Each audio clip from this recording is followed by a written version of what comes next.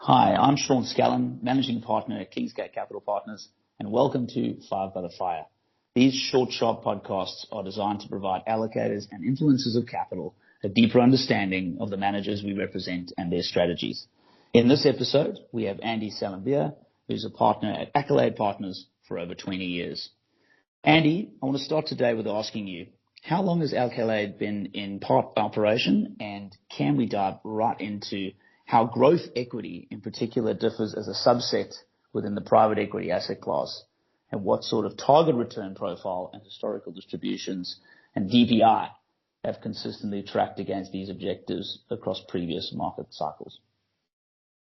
Sean, thanks so much for the introduction. Excited to dive in and talk a little bit about the growth equity asset class or growth equity strategy. So Accolade's been around for 25 years, and growth equity has really been core to its strategy for basically its whole entire existence. Growth to us is actually very different than late-stage venture. I do feel like the late-stage venture funds have really taken over this growth equity naming convention. But to us, growth equity came out of what groups like Summit and TA and Insight were really executing in the 90s, which was finding a diamond in the rough, a bootstrapped, profitable software business, helping grow those businesses. They tended to start out being small, help them grow, and then sell them to either financial or strategic buyers. And after the internet bubble in 2000, this space really became compelling to us. It offered a really nice contrast to the venture capital space, which is the other area where we focus on. And I say it offers a nice contrast because while it was generally tech exposure, software companies, like I said, that were profitable and bootstrapped by their founders, but very much tech exposure, the return profile was very different here. Our managers that we've been backing for now well over 20 years really target a 3 to 5 times return, which is actually a venture type of return in 3 to 5 years. And that 3 to 5 year time frame is actually far shorter than the venture side. And then the other interesting thing is because these are profitable businesses and our managers are coming in to help grow these companies, the loss rates are very low. So we now have a very large data set of the type of exits that we see in the return profiles and have very much seen exactly what these managers said. Generating 3 to 5 times returns in 3 to 5 years, that pencils out to kind of low to medium 20% net IRRs for an overall fund, and they generate these returns in a fund life that tends to be kind of 8 to 12 years compared to venture, which today can last over 15 years. Yeah, it's a great reminder you've been in operation for over 25 years. Now, it's pretty well understood that elite top-shelf growth equity funds are structurally capacity constrained and extremely hard to access or largely closed to new capital. Where exactly does Accolade's alpha come from? Is it your legacy relationships, access to these closed managers, your highly concentrated fund selection, or your team's capability to secure direct co-investments alongside them? Yeah, it's a little bit of all three of those. What I would say in this space, we particularly feel like the most inefficient part of the market that can generate the highest returns tends to be the smaller end of the market. So this is investing in companies that have an enterprise value between kind of 5 and 20 million. There's a lot of these businesses in the United States and honestly globally. And for a manager to find a business like that, they tend to be smaller funds. The valuation of these businesses tend to be less because the companies are smaller, but they also have the ability to really grow and managers can provide operational support, bringing in professional operating teams, help with sales and marketing, targeting new verticals. And that is really what is unique is that the very best GPs often will spin out of these larger funds. They'll start smaller funds. And because we've been in this space for such a long time and have a brand and a reputation to investing in Fund 1 and Fund 2s and being a value add general partner, we can get large allocations to these funds while they're modest in size.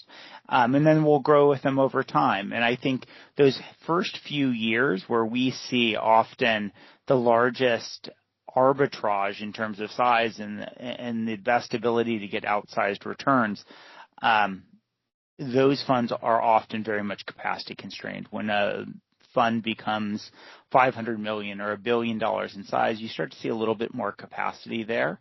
Some funds have been able to defy gravity and generate really strong returns at larger size. Other times it's a little bit harder. And for us, what's really important is having our manager characteristics that we like, being able to see everything in the market, and then really only investing in those very best managers, and those tend to be very much capacity constrained. And then the other things that you said come along with it. So direct access to co-investments. By being a large LP in these funds, we do see unique access to co-investments. And then some managers stay modest in size and just continually generate really, really strong returns. And it's nice to be in early with them and continue to back them over time. Yeah, and obviously interviewing many managers over the years ourselves, what we found fascinating is that somewhat uniquely in the fund-of-fund space, Accolade does not charge an ongoing management fee for its growth private equity strategy. Could you walk us through the strategic rationale behind this zero management fee model and explain how this structure changes your team's alignment and incentives compared to traditional managers? Yeah, it's a great question. As we started out deploying additional capital in the growth equity space, we did it through a special purpose vehicle strategy, and the feedback we got was to really roll that into a traditional commingled fund. And when we did that, we just rolled forward a fee structure that we tended to use with our special purpose vehicles, which was no management fee at all, and a carry that started after we'd returned 1.5 times capital back to LPs. And to your point, we really liked this because it showed really strong alignment with our LPs. We're only going to invest in the best deals that can generate really strong returns. And if the underlying funds that we invest in do well, then we'll do well. And it's beautiful alignment. The other benefit here, which is a little more nuanced, is if you think about a traditional fund-of-fund structure, often 10 to 20% of a fund's raised capital will end up going to management fees.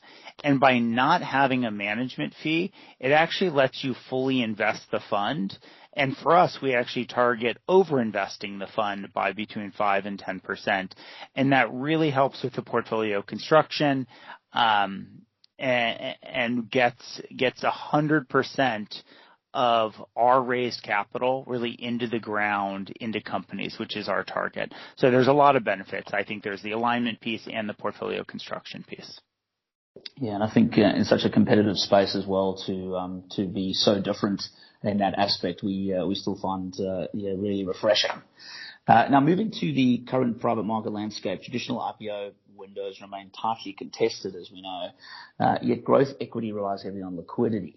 What immediate opportunities does this valuation environment present for your underlying managers, and how are they successfully engineering exits through strategic M&A and secondary markets right now? Yeah, I would agree with you. Right now, the IPO market is reserved for the largest, fastest growing companies, and those often today are AI-backed companies, something like a SpaceX. Growth equity is very different. It really relies on private equity and strategics to drive M&A.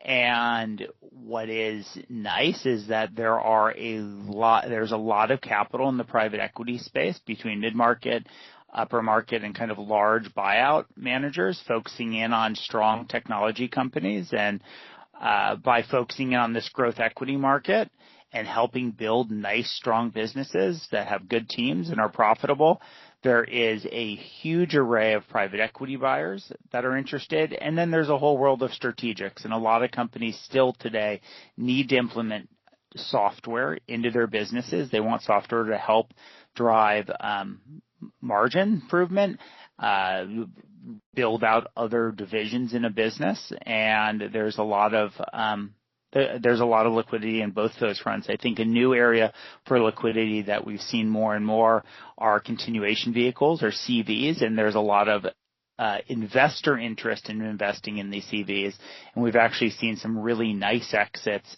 via CVs as well. So lots of different paths for the liquidity. They don't tend to be IPOs, although we do see that for the fastest growing businesses here, but a lot of different paths for liquidity. Yeah, well, it wouldn't surprise you that I'm keen to delve into the disruptive forces of AI and its obviously rapid advancement and how it's fundamentally restructuring corporate operating models.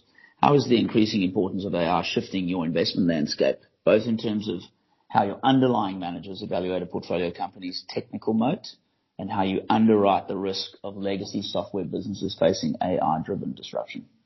Yeah, thinking about AI is critical here, obviously, as we are putting capital work into the software space.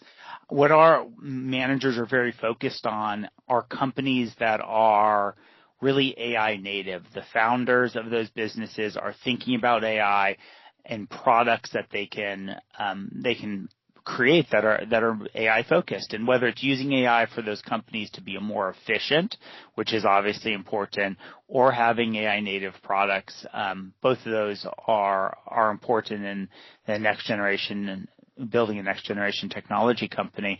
I think one of the interesting things that we're seeing is this concept of rule of 40 has always been important, and that's looking at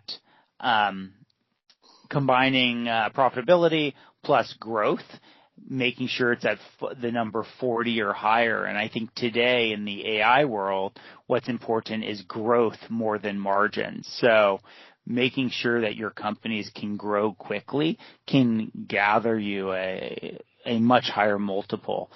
So we're seeing a lot of our managers focusing slightly more on the growth side right now and continuing to build their businesses. The other thing that's really important is having managers that when they invest in companies, they're thinking about the moats and the barriers to entries that those companies have, and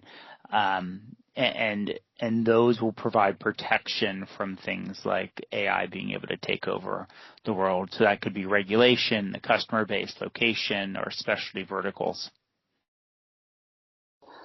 Well, Andy, that's always fantastic to chat with you. Thank you so much for those great insights. And what I find really impressive is you and your underlying managers they're obviously capacity constrained and very hard to access, have embedded AI into those portfolio companies, and it's a real focus going forward, which is really I think incumbent on the world we live in. For our listeners, if you want to find out more about Accolade Partners, please get in touch with one of your Kingsgate Capital Partners team. Thanks for listening to Fire by the Fire.